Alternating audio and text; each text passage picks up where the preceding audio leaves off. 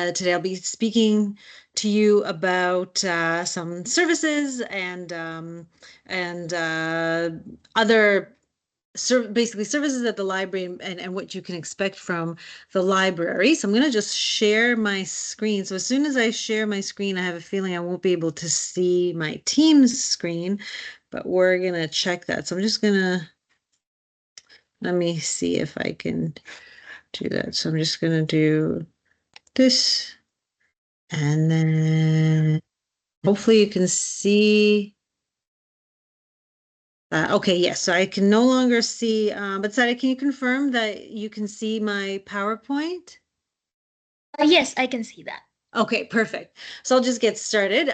So I've included my contact information. That's my email address, agnieszka.hayes@acadiau.ca. Um, And so I'm a librarian. I'm also the International Students Coordinator at the library.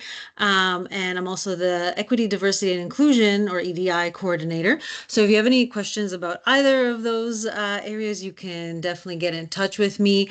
As the International Students Coordinator, I'm happy to help you navigate the library if you're not sure who to contact, because we have a lot of different services, a lot of different departments within the library. If you're not sure who to contact, I can definitely let you know. If you have a question about the library, feel free to ask. And if I don't know the answer, I'll find out the answer or direct you to somebody who can answer the question. So that's my information there. I'll also be sharing my slides with Sadia. So those can be distributed. I've embedded a few links in there so that you can explore the pages that I have embedded on your own when you have time. So I encourage you to do that.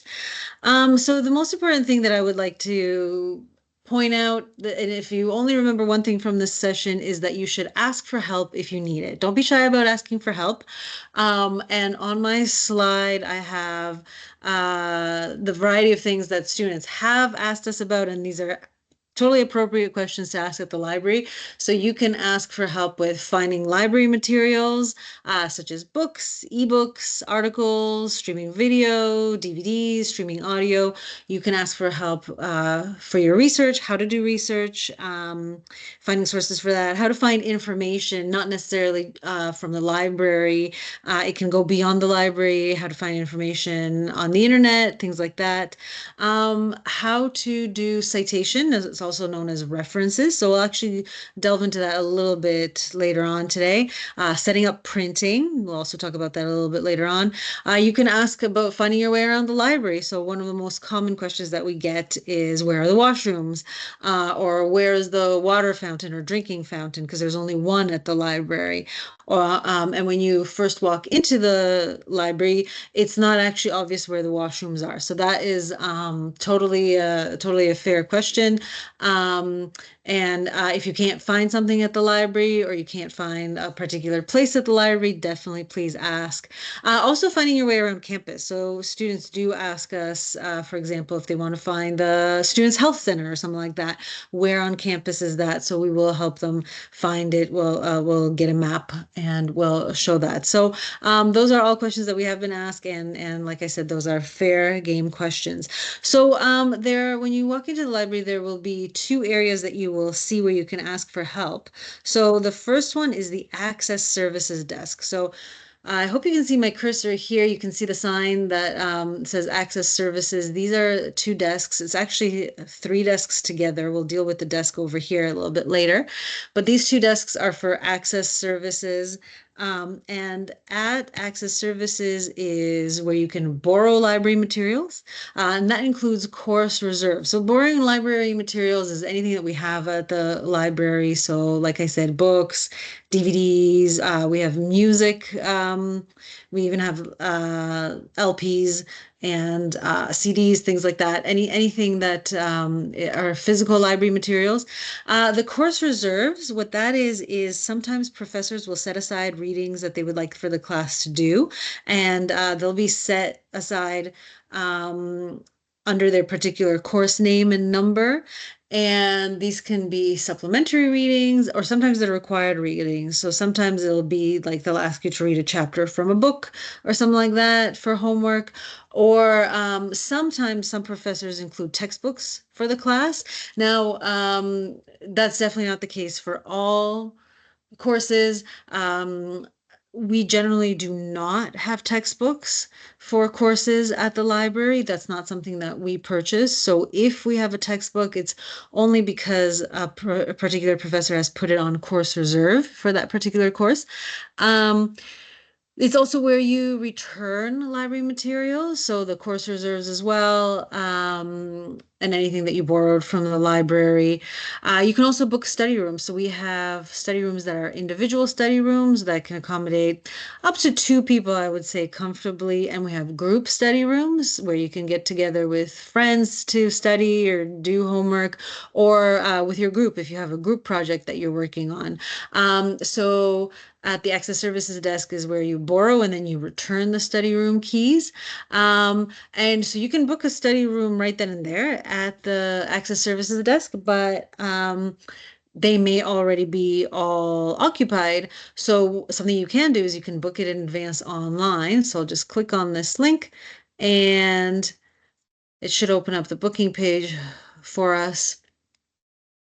So you would basically select, you can do it up to a week in advance, and then a small study room. The large study room is the group one, and then a time, and then you book it. So that way, say you are working on a group project and you want space for your group to work in, you can actually book that, and then your group can meet there. Your Acadia student ID card is your library card. So that's all you need. You don't get a separate library card as long as you have your student ID. That's all you need to check out materials or book study rooms at the library. And you can take materials off the shelf yourself. So depending on what other libraries you may have experience with, there are some libraries that don't let people just come in and take things off the shelf themselves. You have to ask staff members to retrieve them for you. This is not the case here. You're free to go throughout the shelves, look at all the library materials we have, and you can just take it off the shelf yourself. You can look through it, decide if you even want to check that out. So you don't have to ask anyone for permission. Now, the only exception to that is items from the archives and special collections. So we'll deal with that a little bit later. I'll show you the website because I did include a link for that. So they have special materials that is they have to retrieve, the staff members at the archives and special collections retrieve the items for you. But everywhere else within the library, you can just take materials off the shelf yourself. So we were talking about this. This is at the Access Services desk. The other desk is the Research Help Desk. So this is the third desk. You can see that this part is part of the Access Services desk, but over the Research Help Desk, I'll say Research Help over it. And these desks are as soon as you walk into the library. So you can see here that these are the doors to the library. And then as soon as you walk in, you make a left, and both the Research Help Desk and the Access Services desks will be pretty much the first thing you see when you walk in and make a left. So at the Research Help Desk, the questions that you can ask there are about finding information you need for your assignment. So you can ask about finding books or ebooks, articles, and articles can be journal articles, like scholarly journal articles, or newspaper articles, magazine articles, streaming video, DVDs, streaming audio, basically any type of materials that we have. The information can also be online. The other thing you can ask for help with is about evaluating information. So evaluating information basically means that you're asking, is it good quality? Is it authoritative? Is it credible information? And you're also asking, should you use this information for the particular purpose that you're planning on using it for? So should you use it for an assignment? Is it appropriate for your assignment? Or maybe it's something for your personal life. For example, you might be looking for financial advice or medical advice or legal advice or something like that. If you're looking for information on, for your personal life, and especially when it's serious things like medical information or something like that, you definitely want to make sure that you're looking at good quality, authoritative information. So we can help you figure out if you should be using a particular resource for whatever you're planning on using it for? And is it a good, basically, is it a good quality piece of information? The another thing you can do is citing, or it's also known as referencing information. So basically, what that means is that you give credit where credit is due. Anytime that you incorporate work that somebody else has done into your work, you have to say that you are using that person's or those people's work. And we'll deal with that a little bit later in this presentation, but that will also help you avoid plagiarism. And basically, the rule is that you must cite, or also known as reference. So you must cite whenever you use someone else's words, ideas, images, music, etc. Anything that is somebody else's work, anything that somebody else created, that if it's their work and you're using it, then you have to give them credit for it. So the research help desk is staffed by librarians, and sometimes you'll see me there because we all have shifts at the research help desk. So librarians are available for help, so come please ask for help if you need it. Usually we're available Monday to Friday between 10 a.m. to 4 p.m., and that's excluding holidays. So for example, we have holiday Remembrance Day coming up on Monday, November 11th. So there will not be a librarian staffing the research help desk, but regular Monday to Friday, there should be one there. And those hours, 10 to 4, is between, sorry, it's during the fall and winter semesters. But if it's in between the semesters or even over the spring and summer, what's known as intersession, those hours may vary. It has been in the past little while, those has been 10 a.m. to 2 p.m., but the information for that will be on our website. Which we'll look at a little bit later. And I included this email address here, refdesk@acadiau.ca. So you can email this email address, and whoever is staffing the research help desk at the time that you send the email, that's the librarian that will respond to you. So that's if there is somebody, if you send the email when the research help desk is open. If you send an email after hours, so before 10 a.m. Or it's after 4 p.m. or on the weekend or during a holiday, the next librarian that is scheduled to be on the research help desk is the one who's going to answer you. So that's another way you can ask for help. And speaking of the website, so the easiest way to find the Acadia Library website is just to Google Acadia Library.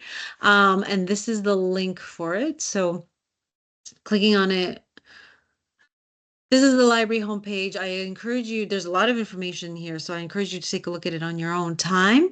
And you'll see, let me just go here. So on the library website, you can find information about the library by using the search box. This is what the search box looks like. And actually, I'll just pop it back open so you can see it. So this is the search box. It says search Acadia and other Novanet libraries. So what you're searching there is what we have available at the library. So all of our library materials, so our books, journal articles, things like that, and other Novanet libraries. So the other Novanet libraries, Novanet is a group of all the academic libraries in Nova Scotia, plus Mount Allison University Library in New Brunswick. And so you can see what we have at our library and those other libraries have as well. So this is actually really great because if you see that we at our library don't have a particular resource, for example, we don't have a particular book, but you see that another Novanet library has it. So for example, St. Francis Xavier University or Mount Allison University, if they have that book, you can request it and it will be sent to you for free. And when it's available for you to pick up, you can, you'll get an email at your Acadia email address. And all you need is just to come to the library with your student ID card. That is your library card, and you can check it out. The other thing you can look for through this search box is information about the libraries, for example, our opening hours or somebody's contact information, things like that. So when you search, I'm just going to do a demonstrated search. So the search is for Nova Scotia. So you'll get these search result boxes and you'll see that this is articles, the first three results show up, and then you can click on see all to see the rest of them. We've got articles, we've got books and book chapters, we've got databases, we've got journals, we've got subject guides. So we have created a subject guide for every single discipline taught at Acadia, every single subject. But we also have specific subject guides that are not necessarily discipline related. So, for example, we have government documents and information or accessibility on LibGuides. LibGuides are the subject guides.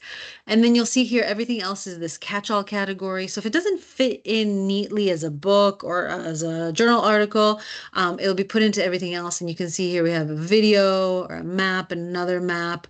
The library website, this is where you would search for information about the library, like I said. So for example, Novanet, it's telling us, it'll tell us which libraries are part of Novanet, that group of academic libraries that I was talking about.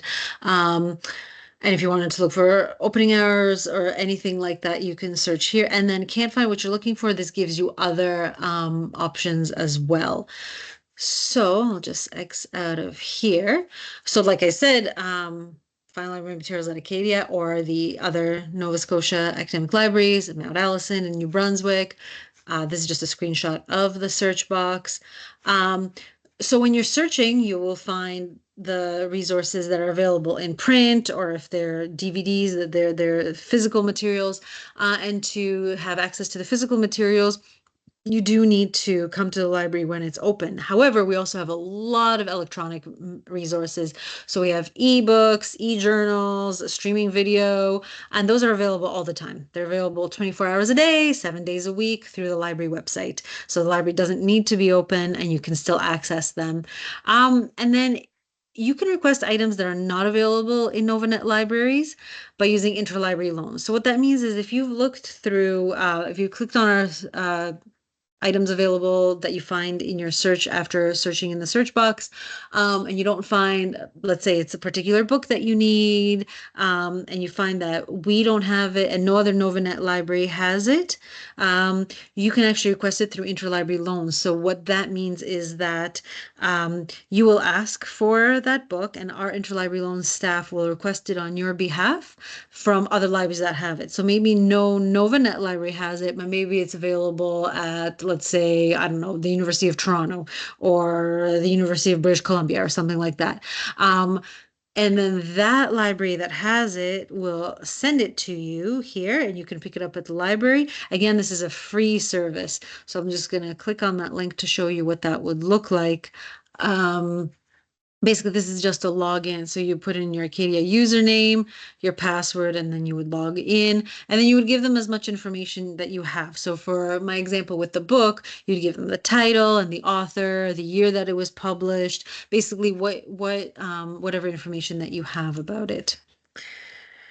And so liaison librarians, so we have a librarian for every subject taught at Acadia, and you can find out who your liaison librarian is, and it depending on what subject you're looking for, it may or may not be the same person. So the liaison librarian for your major may not be the same person as for your minor and for your electives. So I have linked here to our list of librarians and archivists. So this is me, Agnieszka Hayes.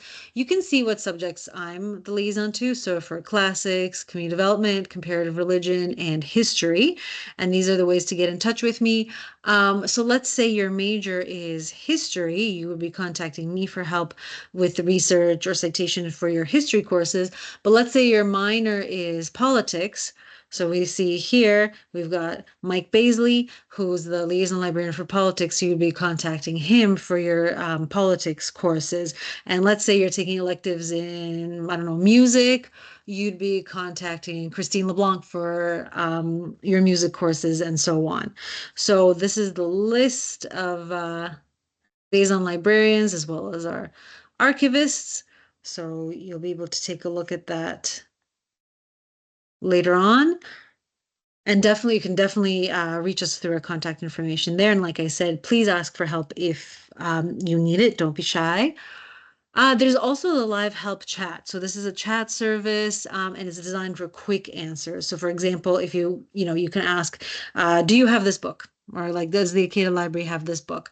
Or, opening hours for the library or something like that. If you're asking a question that has a more complex, longer answer, your question will be referred to a librarian. So basically, you will be put in touch with your librarian. So let's say you had a really long question about resources for a history assignment. The person on that you're chatting with for live help chat would probably give you my contact information and ask you to email me. So this is the link for it, and this is what it looks like. So we see that it's green, so that means that there is somebody available. It's not necessarily somebody from Acadia. So Live Help is a service that's done by all the Nova Scotia academic libraries. So you may be chatting with somebody from Acadia, you might be chatting with somebody from another institution, but they can answer your quick questions. And like I said, if it's a more complex answer, they will put you in touch with the librarian for the subject that you're asking about. If this is red, that means that it'll tell you that live help is offline, so there's nobody monitoring it.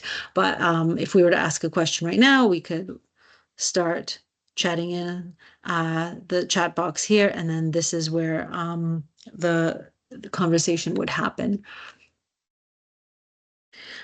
Printing. So the only student printers on campus are at the library. So if you're looking to print, you would be coming to the library to pick up your print jobs. They're just on the main floor of the library. As soon as you walk into the library, you would make a right, and then you see the printers there.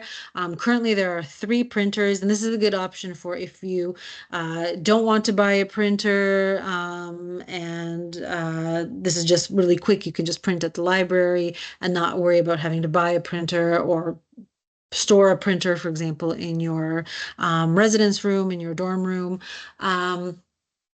And it offers wireless printing. So what you do is you set up your device for wireless printing before printing for the first time. And then after you've set it up once, it should be set up for the rest of your time at Acadia.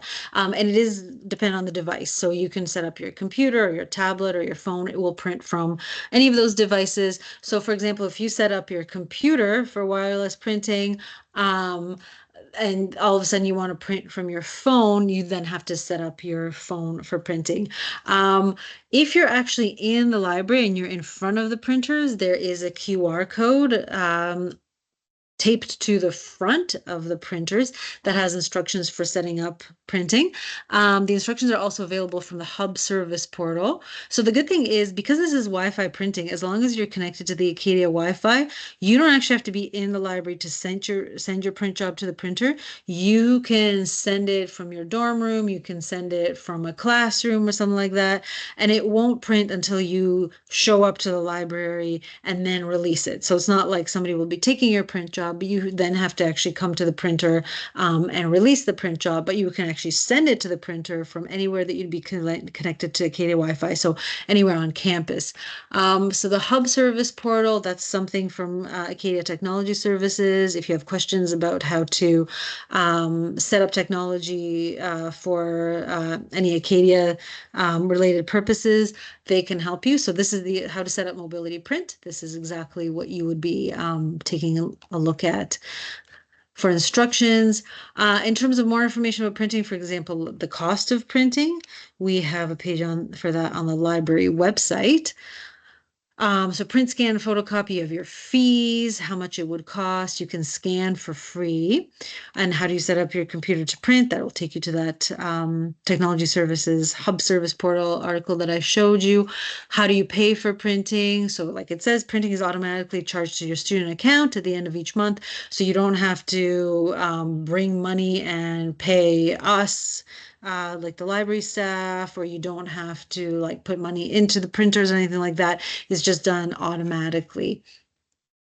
And if you need help, you can always ask for help at the library desk. So you can ask at the research help desk, or you can ask at the access services desk on the main floor. For example, if your device is not connecting to the printer, or for whatever reason it's not printing whatever you sent to the printer, you can always ask us for help with that.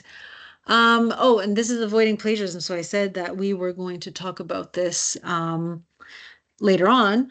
So, um, in terms of what plagiarism is, it's basically using someone else's words, ideas, music, images, etc., any work that they created without giving that person or those people credit. So without saying that they are actually the ones that created it. It is an academic offense, and the penalties for it vary. It really depends. So it varies from getting a zero on the assignment all the way up to being expelled from the university. And expulsion means that you are asked to leave the university. You can no longer be a student. So it is a really serious offense. So you definitely want to avoid committing plagiarism.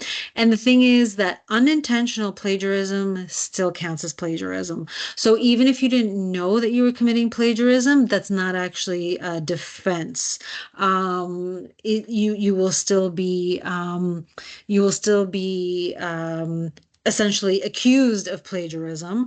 And as soon as that happens, your professors have to do certain actions. I don't know too much about that because as a librarian, I'm not involved with that. But they do have to all of a sudden start an examination process regarding plagiarism.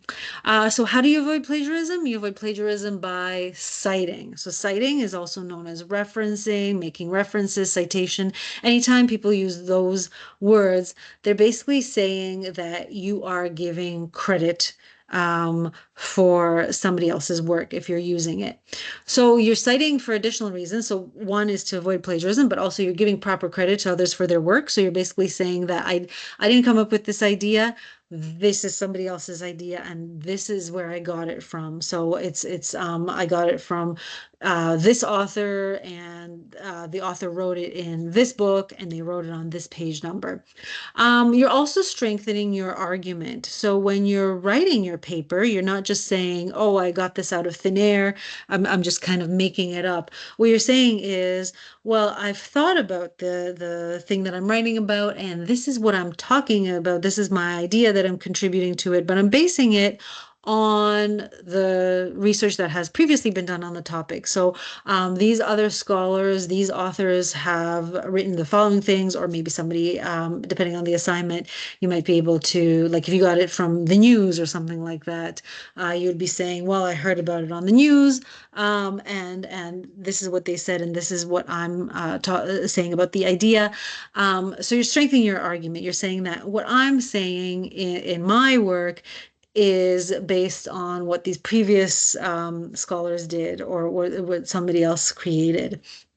Also, when you cite, your audience can find the resources you used and your audience can consult them. So if you write a paper and you write a list of references and or you make a podcast or you make a video, so your audience, if they're reading or if they're watching or listening to what you created, and you make a point and they say, "Hey, that's actually really interesting. I really want to find out more about that." You've given them the ability to do so. You've told them that this is where I got this idea from, or this, painting from, or something like that.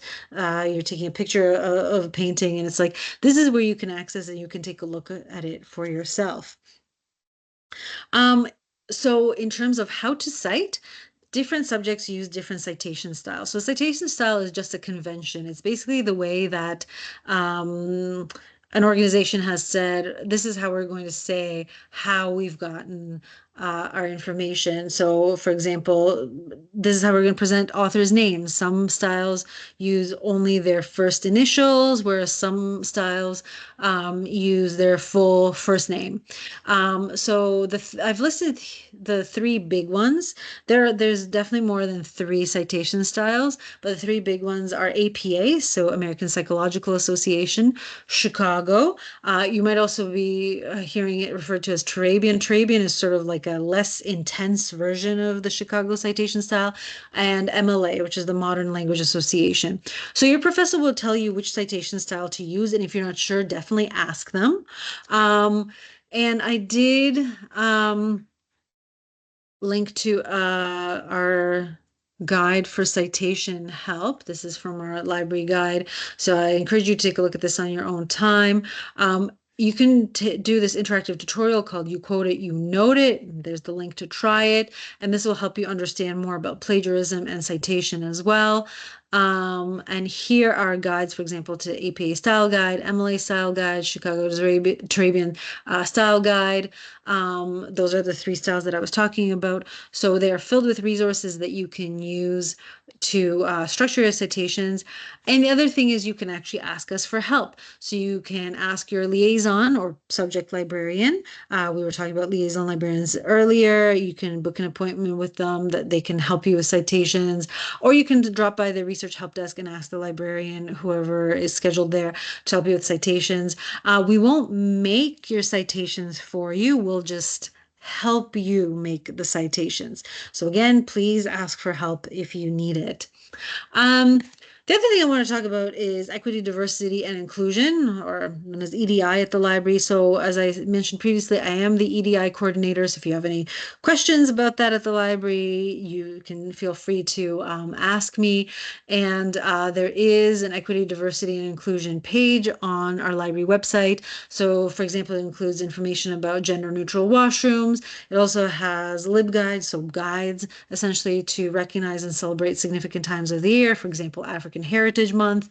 If I click on that, I'll show you the type of information you can find on there. So these are the LibGuides, the guides that we were talking about. This information about gender neutral washrooms, change tables. So for example, if you're at the library and you have children with you, small children, that you need to change their diapers, then we have change tables in the washrooms, sharps disposal containers as well in some of the washrooms as well. So, for example, if you need to take medication through a needle, you can safely do that in one of the washrooms that has a sharps disposal container, and then you can safely dispose of the sharps, the needles.